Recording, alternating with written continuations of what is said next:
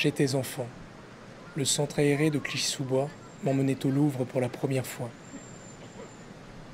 Je refais depuis le même trajet pour me rendre à Paris et avoir ainsi accès à toutes les richesses que l'on peut y trouver. La frontière entre la ville et la banlieue est mince, et pourtant, elle me paraissait infranchissable alors que je ne pouvais en apercevoir le début ni la fin.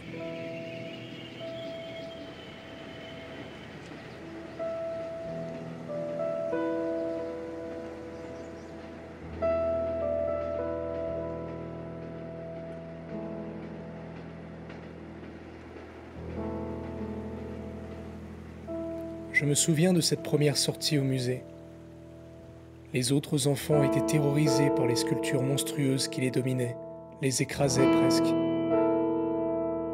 J'étais, quant à moi, littéralement fasciné par la beauté de ces corps musculeux, puissants, démesurés.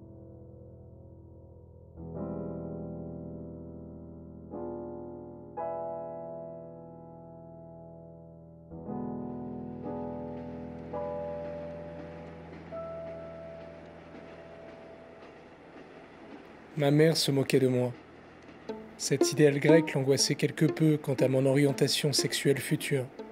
Elle ne comprenait pas en quoi ces corps masculins pouvaient provoquer en moi un modèle d'identification très fort.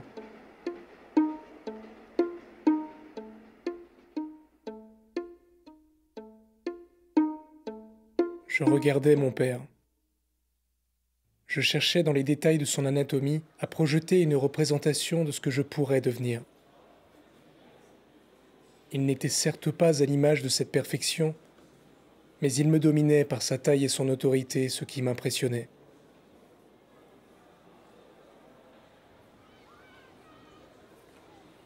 Le miroir retrouvé dans l'intimité de ma chambre me renvoyait toujours l'image de mon infériorité physique, de mon corps en chantier, éternellement inachevé.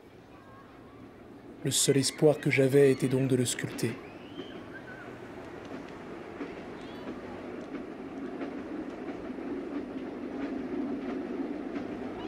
J'ai l'intime conviction que tous les arts sont comme des miroirs, où l'homme connaît et reconnaît quelque chose de lui-même.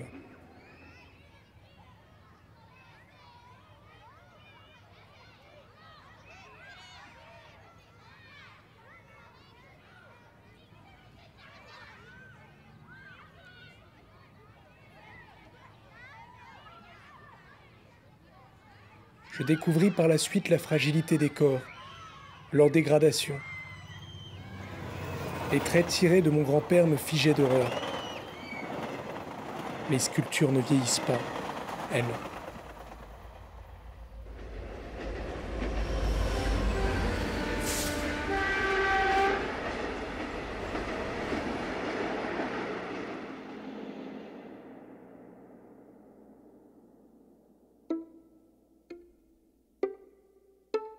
Lors de ma dernière visite au musée, une fillette observait avec attention une sculpture représentant deux amants enlacés. Elle tournait autour, s'approchait de très près en fermant un œil, puis elle ouvrait en grand le second pour voir les détails.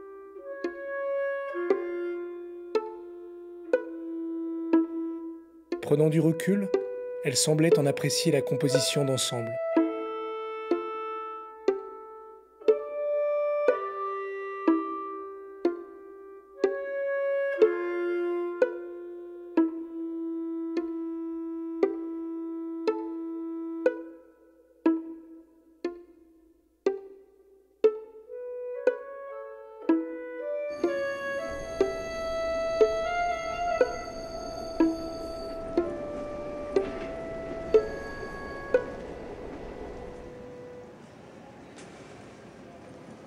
N'y aurait-il pas une possibilité que cette petite fille projette dans cette sculpture le désir d'aimer, d'être aimé, tout comme l'enfant que j'étais pouvait projeter devant d'autres sculptures le désir de devenir un homme?